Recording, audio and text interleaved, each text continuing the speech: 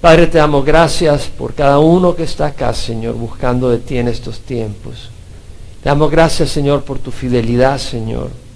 Te damos gracias porque tú eres el mismo ayer, hoy y siempre. Y, Señor, te rogamos que tu Espíritu se manifieste una vez más este día con el estudio de tu palabra, que nos hables, Señor, que nuestro corazón sea moldeado, que nuestro corazón sea energizado, Señor, para poder vivir la vida que tú nos llamas a vivir, Señor, para poder ser esos testigos en este mundo tan convulsionado, Señor, y tan pervertido, Señor. Hay tanta maldad vestida con una aparente rectitud, Señor, porque a lo malo se le llama bueno y a lo bueno se le llama malo, Señor. Ayúdanos a discernir para no ser parte del engaño del mundo, Señor. Te damos gracias por este tiempo en nombre de Jesús. Amén. Se pueden sentar, mis hermanos. Estamos estudiando la carta de Pablo a los Filipenses y vamos a continuar. El capítulo 2 es un capítulo tremendo, donde nos habla Pablo de la humildad que mostró nuestro Señor Jesucristo. Pablo trata de la humildad. Bueno, realmente el capítulo 1 termina con el llamado de Pablo a la unidad y nos enseña de que es necesario estar unidos para poder proclamar el Evangelio, para poder ser efectivos. ¿Por qué? Porque la unidad muestra de que Jesús realmente es el enviado del Padre y que Jesús es nuestro Salvador y que el Padre nos ha amado a nosotros como amó a Jesucristo. Eso lo leímos en el Evangelio de San Juan. La unidad nos hace efectivos en el testimonio de Cristo en el mundo y tenemos que tener unidad. Entonces Pablo en el capítulo 1, versículo 27, voy a repetir los versículos. Pablo dice: solamente comportados de una manera digna del Evangelio de Cristo, de una manera apropiada a ese Evangelio poderoso que tiene capacidad de transformarnos y fortalecernos y darnos vida y hacer de nosotros nuevas criaturas. Tenemos una naturaleza que tiende al pecado, pero ya no somos esclavos de ella. Un pez muerto es llevado por la corriente hacia abajo, pero un pez vivo lucha contra la corriente, nada contra la corriente. Y el Evangelio nos da el poder de caminar contra la corriente, de no dejarnos llevar por instintos pecadores, sino dejarnos llevar por el Espíritu de vida. Entonces Pablo nos dice: comportados de una manera digna del Evangelio de Cristo. Y cuando dice una manera digna, aquí también se refiere a valientes. ¿Por qué? Porque el Evangelio trae persecución, el Evangelio requiere sacrificio, el Evangelio trae dificultades por el mismo Evangelio. Entonces Pablo dice: comportados de una manera digna del Evangelio de Cristo, de manera de que ya sea que vaya a veros o permanezca ausente, independiente si yo estoy ahí, entendemos que a quien estamos buscando es al Señor Jesús. Entonces Pablo dice: comportados de una manera digna del Evangelio de Cristo, de manera de que ya sea que vaya a veros o permanezca ausente, pueda oír que estás firmes en un mismo espíritu, firmes, inmovibles, ante la lucha, ante los ataques del enemigo, ante las tentaciones que nos tira Satanás, firmes en un mismo espíritu, con un mismo propósito, el de glorificar a Jesús, con un mismo amor, de ninguna manera amedrentados por vuestros adversarios, lo cual es señal de perdición para ellos, pero de salvación para nosotros, y esto de Dios. Es decir, van a haber adversarios. Jesucristo tuvo adversarios, y nosotros no somos más que nuestro Maestro. Si tuvo nuestro Señor Jesús persecución, nosotros vamos a ser perseguidos si realmente seguimos a Jesús, porque el mundo rechazó a Jesús. Entonces los que son del mundo nos van a rechazar a nosotros, pero hay algunos escogidos dentro del mundo que Jesús ha venido a traer y nos está usando a nosotros como embajadores para llamarlos a que vengan al reino de los cielos. Pablo dice: a vosotros se os ha concedido por amor de Cristo no solamente creer en Él, sino también sufrir en Él, sufrir por Él, sufriendo el mismo conflicto que vistes en mí y que ahora oís que está en mí. Es decir, ese conflicto, ese sufrimiento que le tocó a Pablo fue azotado allá en Filipos. Y dice: ahora ustedes están sufriendo ese conflicto que vieron en mí, porque en Macedonia las iglesias estaban sufriendo persecución. En Filipos Pablo sufrió, pero también la iglesia estaba sufriendo. Entonces dice: ustedes están sufriendo el mismo conflicto que viste en mí y que ahora oís que está en mí. Pablo estaba en cadenas. Entonces vemos que Pablo está hablando de la unidad para poder hacer frente, no amedrentarse ante los adversarios, para poder ser efectivos en proclamar el Evangelio. Entonces, el capítulo 2, versículo 1 en adelante, Pablo sigue hablando de esa unidad. Y luego nos dice de que esa unidad es imposible si no tenemos humildad, y tenemos que tener la humildad, y esa humildad tenemos un ejemplo que es Jesucristo. Pablo dice, por tanto, si hay algún estímulo en Cristo, si hay algún consuelo de amor, si hay alguna comunión del Espíritu, si hay algún afecto y compasión, haced mi gozo completo, siendo del mismo sentir, conservando el mismo amor, unidos en espíritu, dedicados a un mismo propósito. Nada hagáis por egoísmo o por vanagloria, sino que con actitud humilde.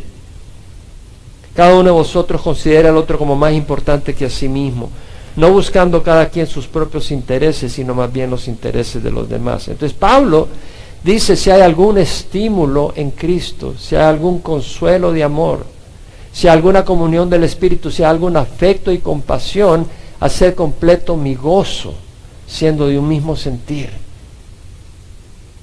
guardando el mismo amor, teniendo un mismo espíritu, dedicados al mismo propósito. Entonces, ¿qué está diciendo Pablo?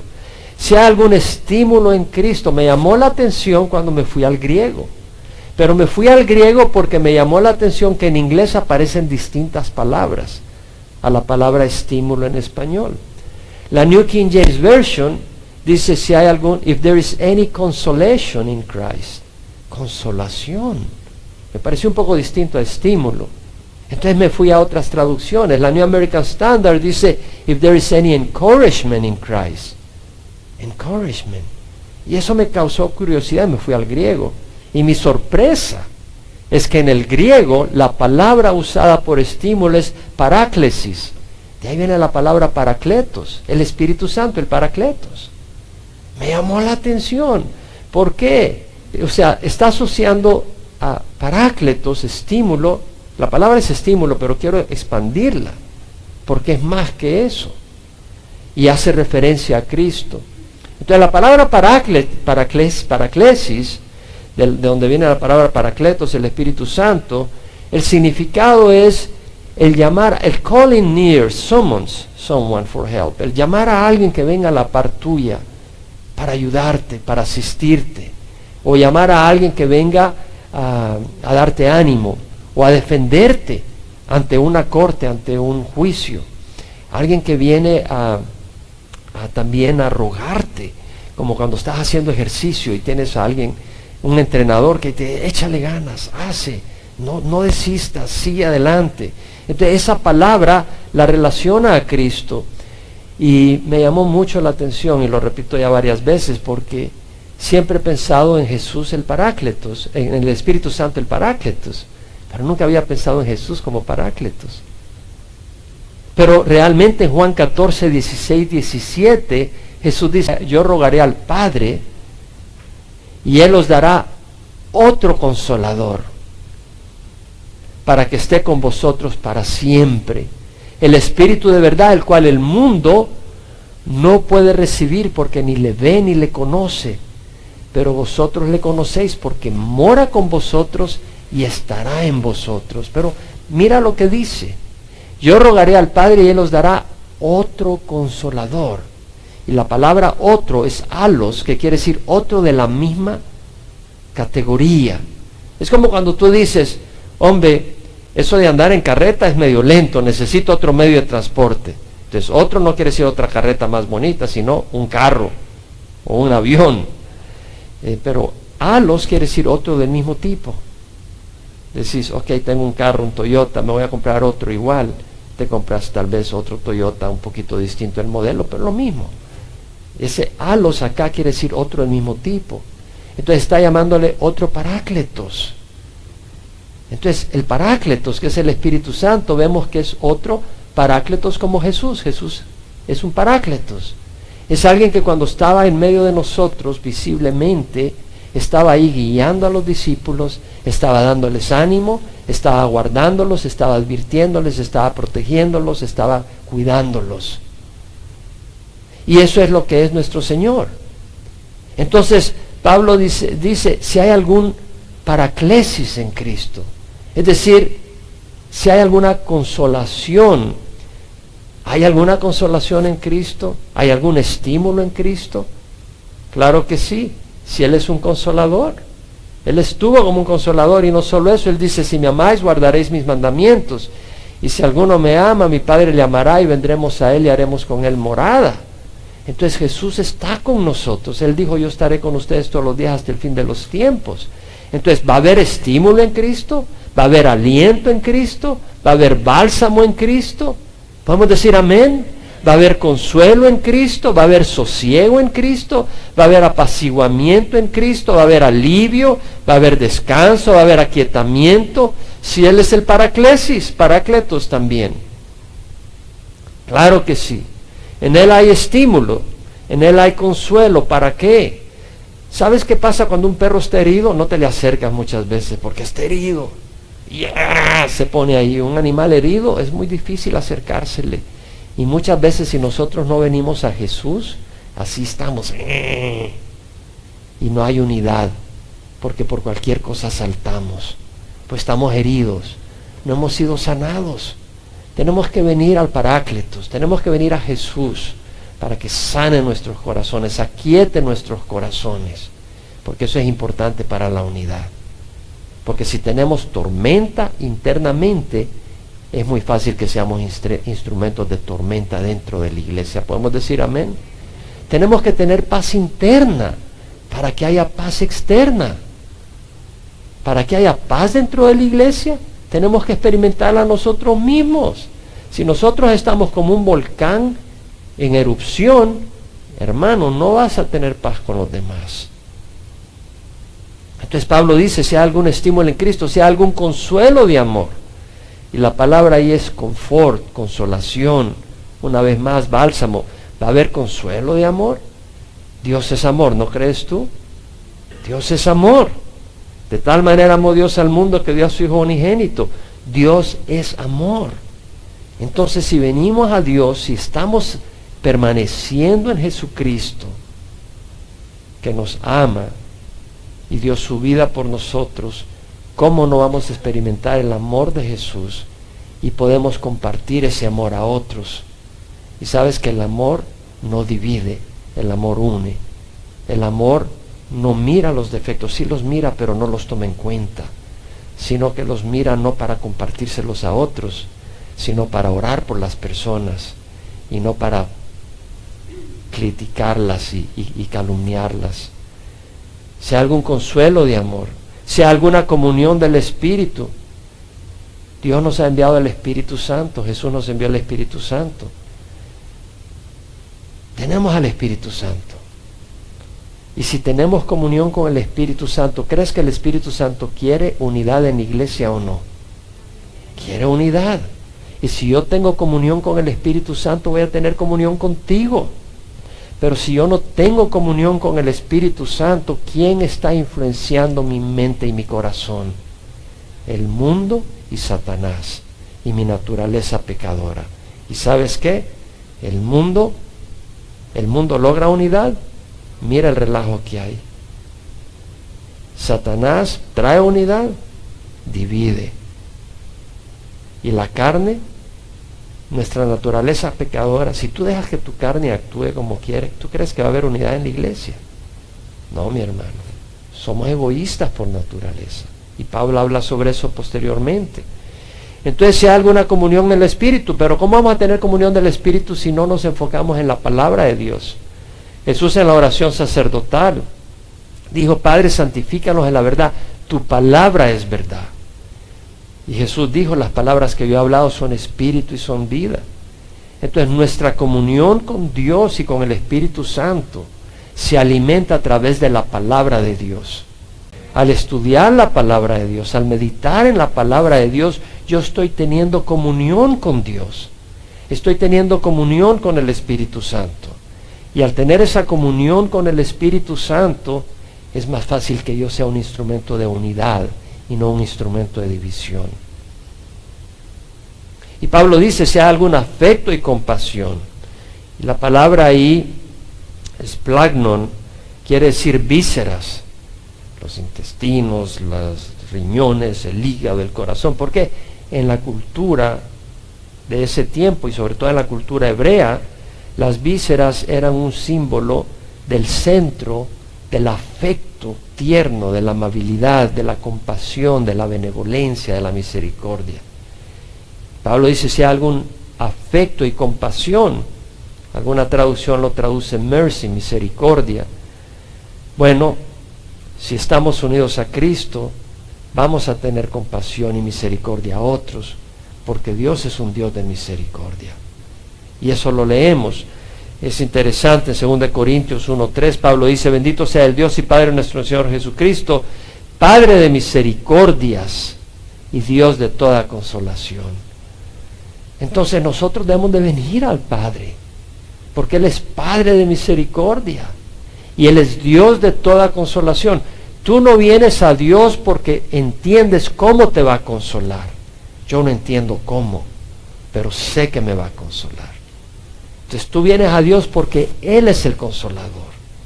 Tú vienes a Dios porque necesitas misericordia.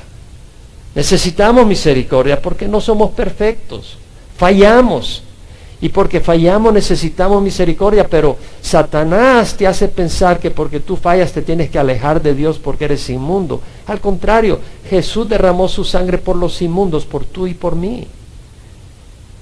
Lo que el Señor quiere es que vengas a Él para que Él te lave y Él te sane. En el Antiguo Testamento, Dios le revela su nombre a Moisés en el monte Sinaí. Le dice, Jehová, Jehová, Dios compasivo y clemente, lento para la ira y abundante en misericordia y verdad, el que guarda misericordia a millares, el que perdona la iniquidad, la transgresión y el pecado. Qué lindo nuestro Dios. Perdona la iniquidad, la transgresión y el pecado. Entonces, hallamos afecto y compasión. Y lo que pasa es que cuando hemos recibido compasión, cuando hemos recibido misericordia y nos damos cuenta que no somos lo que quisiéramos ser, pero somos imperfectos y fallamos, vamos a tener misericordia con los que fallan. Porque nos damos cuenta que ellos fallan, pero nosotros hemos fallado. Y nos damos cuenta, entonces tendremos compasión de otros. Y eso es bien importante para la unidad. Porque ¿sabes qué? Si tú te crees tan recto, cuando alguien falla dentro de la iglesia, cuando alguien no te trata como tú esperarías que te tratara, le caes encima. Y eso provoca división, eso no provoca unidad. La unidad ocurre cuando hay misericordia, cuando hay tolerancia, cuando hay amor y cuando nosotros mismos hemos experimentado la sanidad del Señor. Pero cuando estás todo lleno de heridas, cualquier gotita de limón te hace pegar un gran salto. Pero cuando has sanado, te echan limón y no hay problema, porque estás sanado, tu carne no está al vivo. Y necesitamos esa sanidad del Señor. Entonces Pablo está hablando de eso. Y dice, por tanto, si hay algún estímulo en Cristo, si hay algún consuelo de amor, si hay alguna comunión del Espíritu, si hay algún afecto y compasión, haced completo mi gozo siendo de un mismo sentir, conservando el mismo amor, unidos en espíritu, dedicados al mismo propósito. Vemos el sentido de unidad. Hacer completo mi gozo, siendo del mismo sentir, conservando el mismo amor, unidos en espíritu, dedicados a un mismo propósito. Está hablando de unidad. Ahora vemos que Pablo dice hacer completo mi gozo. ¿Qué quiere decir? Que cuando la iglesia está dividida, ¿qué le causaba a Pablo? Dolor. Le causaba tristeza. Y cuando hay división en un hogar, ¿qué le pasa a un padre o a una madre cuando ve a sus hijos divididos entre ellos? Les rompe el corazón. Y cuando en la iglesia hay división y conflicto y murmuración y quejas, ¿qué le pasa a Dios? ¿Qué le pasa a Jesucristo, que es la cabeza de la iglesia? ¿Y qué le pasa a uno de pastor cuando ve en la iglesia que hay conflicto? Te rompe el corazón. Pablo está hablando, hacer completo mi gozo siendo del mismo sentir. Y la palabra ahí la traduce la New King James Version, like-minded. Of the same mind lo traduce la English Standard Version. Teniendo la misma manera de pensar. Es decir, no quiere decir de que seamos idénticos y que tengamos los mismos gustos, pero que tenemos una disposición mental armoniosa, no conflictiva, no una actitud discrepante. Hay personas que les gusta discrepar por discrepar. ¿Te has dado cuenta? ¿O nunca se han fijado?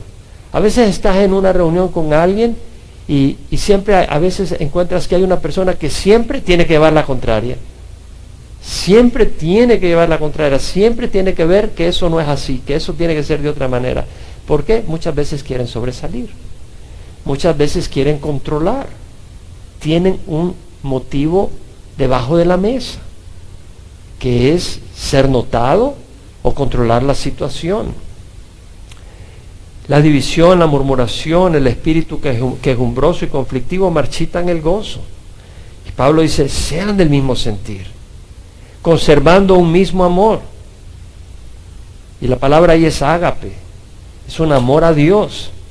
Conservando ese amor a Dios, ¿qué es lo que nos llama la atención? ¿Qué es lo que queremos? ¿Qué es lo que buscamos? Que Jesús sea exaltado. ¿Qué es lo que buscamos? Amar a nuestros hermanos. Si nosotros queremos amar a nuestros hermanos, y eso es lo que todos tenemos en mente, es mucho más fácil la unidad. Pero si lo que yo estoy buscando es que me ministren a mí, y es lo único que veo, no me trataron como deberían de tratar, y tú no piensas en servir a otros, tú estás demandando que te traten a ti como que eres el rey de reyes, pues vas a traer conflicto, y vas a ser causa de conflicto, porque nunca vas a estar satisfecho. Conservando el mismo amor, unidos en espíritu. Y la palabra ahí es, la New King James Version la traduce being of one accord. La English Standard Version, being in full accord. O sea, estar, me llama la atención, la palabra es sunsukhos. La palabra viene de sun, que quiere decir juntos, unidos, a la par. Y sukhos, de ahí viene la palabra psique, psicología, la mente, el alma. Lo que quiere decir es estar mentalmente en la misma cosa, no estar divididos. Es como tocar instrumentos de música, varias personas, pero que no sea disonante, que estén en armonía, dedicados a un mismo propósito. La traducción realmente es one mind, de una mente. En el griego es one mind, una mente. Una manera de pensar, viene de la palabra eis y froneo. Eis es el número 1 y froneo es pensar. O sea, teniendo el mismo pensar, un mismo propósito. ¿Para qué estamos acá? ¿Cuál es el propósito de estar acá? Eso es bien importante. ¿Por qué estamos acá como congregación? ¿Por qué estamos acá como iglesia? Estamos acá como iglesia para aprender la palabra de Dios. Estamos acá como iglesia para adorar al Señor Jesucristo. Estamos acá como iglesia para mostrar amor a nuestros hermanos. Estamos acá como iglesia para animarnos unos a otros. Estamos acá como iglesia para ministrarle a los pequeños, que conozcan la palabra de Dios. Estamos acá como iglesia porque nos necesitamos unos a otros. Necesitamos el amor de Dios a través de los hermanos. Y es en ese amor que somos refrescados en medio de las luchas. Entender ese propósito. Pablo dice, nada hagáis por egoísmo, por vanagloria, sino que con actitud humilde, cada uno de vosotros considere al otro como más importante que a sí mismo, no buscando cada quien sus propios intereses, sino los intereses de los demás. Pablo dice, nada. Ahí todos somos culpables porque algo hemos hecho por egoísmo. ¿Cierto o no? Hemos hecho cosas por egoísmo, pero Pablo nos dice, eso no es la manera de vivir. Nada hagáis por egoísmo. Y la palabra egoísmo, egocentrismo, ¿qué quiere decir? Ego, el yo, hacerse el centro de todo, poniendo los intereses de uno sobre los demás. No quiere decir de que no te preocupes por comer, ni dormir, ni descansar, ni tener un tiempo de esparcimiento. Es necesario. Tú no puedes funcionar si no comes. Tú no puedes funcionar si no duermes. Y si la gente demanda de ti tanto y tú dices, bueno, tengo que servirles y para servirles no voy a dormir por 5 semanas, estás loco, no vas a poder servir. Tú tienes que comer, tienes que disfrutar, tienes que descansar, tienes que tener esparcimiento. Eso es necesario para poder estar psicológicamente, emocionalmente, físicamente sano y estable para poder servir a otros. Pero eso es muy distinto a vivir para simplemente los placeres y ser un party animal. ¿Sí me explico? Ser un animal de que lo único que piensas es placeres y vivir para uno mismo. Eso es muy distinto. Cuando tomamos una decisión, ¿qué es lo que nos motiva? ¿Qué es lo que nos mueve? ¿Qué buscamos? ¿A quién queremos beneficiar? ¿A quién tenemos en mente? ¿Al yo? ¿Al mí? ¿O a otros? Y eso es importante. Pablo dijo, el amor de Cristo nos apremia, habiendo llegado a esta conclusión, que uno murió por todos. Por consiguiente, todos murieron. Y por todos murió, para que los que vivan ya no vivan para sí, sino para aquel que murió y resucitó por ellos. ¿Sabes qué? Esa es una obra del Espíritu Santo. Eso no lo hace la carne. Pero es el Espíritu Santo que cambia. A veces uno dice, bueno, ¿qué necesito para salvarme? Recibir a Cristo. Pero no sabe lo que es recibir a Cristo. Y por eso no has cambiado, porque no lo has recibido. Cuando lo recibes hay un cambio. Cuando lo recibes, el Espíritu Santo cambia tu corazón. Te da amor para los hermanos. Y cambia tu perspectiva de la vida. Y en vez de ponerte tú en el centro, te das cuenta que hay uno que merece estar en el centro y es Jesucristo. Y buscas que Él sea honrado. Y Él pone amor en tu corazón para servir a otros. Eso es lo que hace el Señor.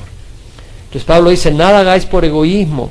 Y la palabra egoísmo me llama la atención, que la traducción de la New King James Version, la New International Version y la English Standard Version la traducen selfish ambition, ambición egoísta.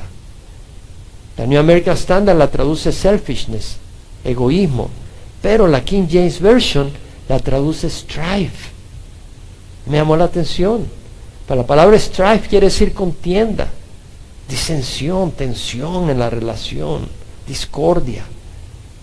Me fui al griego porque vi esa diferencia y la palabra eritrea quiere decir strife, discordia, contención. Y el uso bíblico de esta palabra en el Nuevo Testamento es el deseo de ponerte arriba de otros. Es una actitud partidista y divisiva que no le importa usar métodos bajos, aún la intriga para lograr tus propios propósitos. Es una ambición personal, rivalidad en su lucha por glorificar y agradar el yo. Y la verdad es que el egoísmo, al ponerte tú por encima de los intereses de otros, tú vas a causar división, tú vas a causar frustración en otras personas, tú vas a causar problemas. Pero cuando en vez de tener una actitud egoísta, tú eres otrocéntrico, eres de bendición, porque estás pensando en el bien de la congregación. Y eso es muy importante en los que servimos. Los que servimos, cuando tomamos decisiones, estamos pensando qué le conviene a la congregación. Cuando tomamos decisiones, se va a hacer el evento tal fecha, tal hora. No estamos pensando, bueno, ¿a qué hora me conviene a mí? ¿A qué hora le conviene a la congregación, al pueblo de Dios? Cuando tomamos decisiones y estamos sirviendo, no nos ponemos a nosotros, bueno, ¿cuándo me sale conveniente a mí? No, ¿cuándo le conviene a la gente a que estoy sirviendo? La palabra vanagloria es traducida conceit, vain conceit, empty conceit en inglés, en las distintas traducciones. La palabra quiere decir engreimiento, presunción. Y me encontré una pila de sinónimos para esa palabra. Y me imagino que la vanagloria es bien común dentro de nosotros, ¿verdad? Y la palabra es engreimiento, presunción, vanidad, jactancia vana, envanecimiento, altivez, un sentido de importancia falso, arrogancia, admiración de sí mismo, narcisismo, endiosamiento, petulancia. Oswald Chambers dijo, egotismo es una de las manifestaciones repulsivas del orgullo. Es la costumbre de pensar y hablar mucho de uno mismo, el hábito de exagerar los logros o la importancia de uno. Lo conlleva a uno a ver todo en relación a sí mismo en lugar de verlo en relación a Dios y el bienestar del pueblo de Dios. Entonces el egoísmo no es nada bueno. Pablo dice, con una actitud humilde cada uno de vosotros considera al otro como más importante que a sí mismo. Jesús habló de la humildad. Dijo, bienaventurados los pobres en espíritu, porque de ellos es el reino de los cielos. Bienaventurados los que lloran, porque ellos serán consolados. Bienaventurados los humildes, porque ellos heredarán la tierra. Bienaventurados los que tienen hambre y sed de justicia, porque ellos serán saciados. Bienaventurados los misericordiosos, porque ellos recibirán misericordia. Bienaventurados los de puro corazón, porque ellos verán a Dios. Bienaventurados los que procuran la paz, porque ellos serán llamados hijos de Dios. La persona humilde busca la paz, no planta conflicto.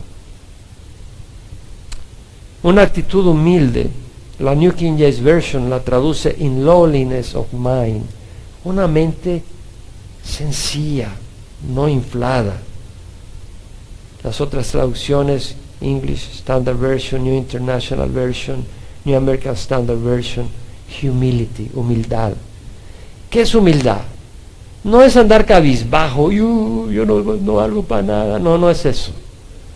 Humildad es reconocer que somos limitados, que nosotros no somos el héroe es Jesucristo. Humildad es reconocer nuestra posición a la luz de Dios. Humildad es no tener un concepto elevado más allá del que Dios nos da.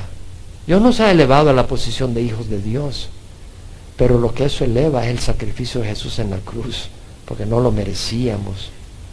Y también eso eleva el poder de Dios, que es capaz de transformar a nosotros en hijos de Dios, porque cuando Él venga seremos tal como Él es, porque le veremos tal como Él es, dice la palabra. Eso refleja su poder. Y entonces eso está bien. Pero tenemos que tener cuidado de no compararnos unos con otros. Es decir, ese no es nada, yo soy. Mira, nosotros no conocemos los retos de las otras personas. No conocemos las luchas. No conocemos sus corazones. No conocemos los recursos que han tenido. No conocemos los golpes que la vida le ha dado. No podemos juzgar a otras personas. Sí podemos juzgar las acciones. Si alguien se está emborrachando, puedo decir eso está mal. Si alguien está matando o cometiendo fornicación, eso está mal. La Biblia nos dice que eso está mal. Y el que lo está haciendo mal. Pero compararnos con las personas en la iglesia, yo soy mejor que fulano porque yo estoy predicando, porque yo vengo tempranito en la mañana, o yo voy a la reunión de oración a las 5 de la mañana y los otros no. No te compares con nadie. Simplemente honra al Señor y glorifica el nombre del Señor. Y si te comparas con alguien, compárate con Jesucristo y vas a estar de rodillas. Y vas a decir, Señor, ayúdame a seguir tu ejemplo. Eso es lo que vas a hacer. Nunca se me olvida cuando me empezaron a invitar a predicar en algún lugar y el Señor bendecía. El Señor me dio un versículo y lo leía siempre que iba a ese lugar. Y es 1 Corintios 4:7. Pablo dice, ¿quién te distingue? ¿Qué tienes que no has recibido? Y si lo has recibido, ¿por qué te jactas como que si no lo hubieras recibido? En cualquier área donde tú ministres, no te jactes. Jáctate en el Señor Jesús. ¿Quién te distingue? ¿Qué tienes que no has recibido? Si lo has recibido, ¿por qué te jactas como que si no lo has recibido? Estaba leyendo la ilustración de un gran Pietro. Pietro iba por su pueblo caminando y ahí estaba el herrero del pueblo.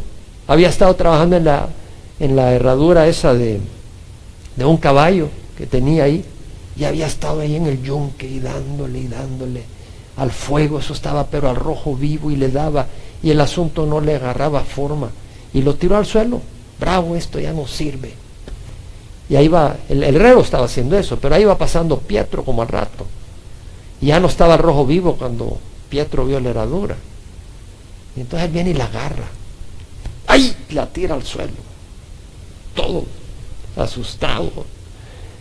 Y el herrero le dice, está caliente, ¿no?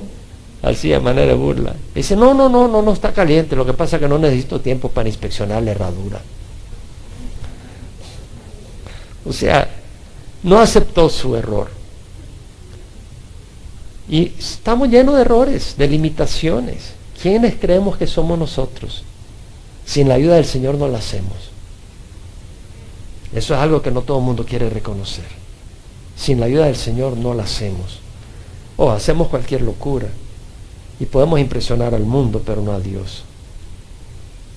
Cada uno de nosotros considere, Pablo dice, cada uno de vosotros considere al otro como más importante que a sí mismo, no buscando cada quien sus propios intereses, sino los intereses de los demás.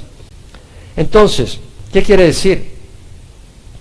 Considerar al otro más importante que a sí mismo no quiere decir de que creemos de que Él tiene más valor que nosotros ante Dios. Dios nos ama igual, pero que entendemos que Dios nos ha llamado a servirles y que es importante servirles a ellos. Vivimos para servir a otros, no para servirnos de otros. ¿Te das cuenta? Vivimos para servir a otros, no para tomar ventaja de otros, no para manipular a otros. Vivimos para servir a otros, no para explotar a otros. Es muy distinto al mundo de los negocios. Si tú puedes explotar a alguien, le explotas. Ve las noticias que han salido de algunas medicinas, que la compañía es la única que tiene esa medicina y salva de la muerte a la gente. Y te venden la medicina a $5,000 la porción, cuando tal vez antes valía $100. Han salido en las noticias de esta gente. Si te pueden explotar al máximo, te explotan. Estaba leyendo un artículo, por cierto, en la mañana, de los médicos, que si no estás dentro del network, dentro del grupo de la compañía de seguros que te está recibiendo, te cobran 30 veces más que otro. Tú mira los precios. Estaba viendo a las ambulancias aéreas, que te llevan una ambulancia aérea cuando no necesitas la ambulancia aérea. Y entonces el seguro te cubra no solo cierta cantidad, y luego tú terminas con un recibo de $30,000. Y luego resulta que realmente era más peligroso llevarte por un avión que por carro, porque era menos de 200 millas. Estaba leyendo ese reporte. Cómo las compañías toman ventaja de tu condición. Estás en una crisis y no piensas claramente y te dicen: necesitamos llevarte por avión, por helicóptero, y no necesitan llevarte por helicóptero. Porque estás a menos de 200 millas, te conviene que te lleven por carro mejor. Pero las compañías toman ventaja de tu situación y luego terminas con un recibo de $30,000. No tienen sensibilidad. Hermanos, nosotros no podemos ser así. Si tú tienes tu negocio, no explotes a la gente. Pero en el mundo uno explota a la gente. Y esa es la diferencia entre el cristiano. Dios nos llama a vivir en función de otros. Váyase a Juan, capítulo 13. Jesús mismo, la noche que fue entregado, en la última cena, en el versículo 13, Él le lava los pies a sus discípulos. Y les dice: vosotros me llamáis maestro y señor, y tenéis razón porque lo soy. Pues si yo, el Señor y el Maestro, os lavé los pies, vosotros también debéis lavaros los pies los unos a los otros. Entendemos de que culturalmente en ese tiempo, tú caminabas largas distancias en sandalias, llegabas todo cansado, adolorido en los pies. Era una actitud de hospitalidad recibir a tu huésped y lavarle los pies con agua tibia, refrescarlo. Pues ahora no necesitamos hacer eso, pero hay otras maneras de lavar los pies a los hermanos. Sabes que hay algún hermano que está pasando alguna situación difícil, lo llamas, le llevas un pancito a una hermana, está enferma, le visitas. O sea, ¿cómo podemos lavar los pies? Pensando en la otra persona y viendo cómo le ministras a la otra persona. Entonces el Señor nos dice: os he dado ejemplo para que como yo os he hecho, vosotros también hagáis. En verdad os digo, un siervo no es mayor que su Señor, ni un enviado es mayor que el que le envió. Si sabéis esto, seréis felices si lo practicáis. La persona egoísta generalmente no es contenta, nunca está satisfecha. La persona que piensa en servir a otros es la más contenta. Realmente yo no puedo comparar la alegría de cuando yo me alimento a cuando yo sirvo a otros. Hay un gozo interno cuando sirves a otros, cuando bendices a otros. Hay un gozo interno, es el Espíritu que te ministra. Cuando tú te ministras, te alimentas y gozas y es bonito, pues, una carnita, pues no voy a decir que no, una echadita al agua, a la piscina o al mar, todo eso está bonito y lo disfrutas, y no tengo que no lo hagas. Pero cuando sirves hay un gozo en el servicio, y el Señor nos habla a hacer eso. Entonces, Dios nos llama a ser sus siervos. En Gálatas 5, 13 al 14, Pablo dice: vosotros, hermanos, a libertad fuisteis llamados, pero no uséis la libertad como pretexto para la carne, sino servíos por amor los unos a los otros. La motivación es el amor. Servíos por amor los unos a los otros, porque toda la ley en una palabra se cumple en el precepto: amarás a tu prójimo como a ti mismo. Mateo 20, 25 al 28. Jesús dijo: sabéis que los gobernantes de los gentiles se enseñorean de ellos, y los grandes ejercen autoridad sobre ellos. No ha de ser así entre vosotros. El que quiere entre ustedes ser grande, será vuestro servidor. El que quiere entre ustedes ser el primero, sea vuestro siervo, dulos, vuestro esclavo. Así como el Hijo del Hombre, que no vino para ser servido, sino para servir y dar su vida en rescate para muchos. ¿Sabes qué? Jesús era el que estaba más alto, estaba a la par del Padre, la posición más alta en forma de Dios, y bajó a la posición más baja, siervo de todos. No nos vino a servir a todos Jesús, a todos. Que algunos rechacen su servicio, ese es un triste problema, una triste realidad, y van a terminar saboreando el fruto de su decisión tonta, decisión necia. Pero Él, estando arriba de todos, bajó al bajo de todos y se hizo siervo de todos, por lo cual Dios lo exaltó hasta lo sumo y le dio el nombre que está sobre todo nombre, para que al nombre de Jesús se doble toda rodilla, en el cielo, en la tierra y debajo de la tierra, y toda lengua confiese que Jesús es Señor. Entonces, ¿qué quiere decir? Cuando nosotros servimos a los demás con esa actitud de amor, 1 Juan 3:16, con eso termino. En esto conocemos el amor, que Él dio su vida por nosotros. Así también nosotros debemos de poner nuestra vida por los demás.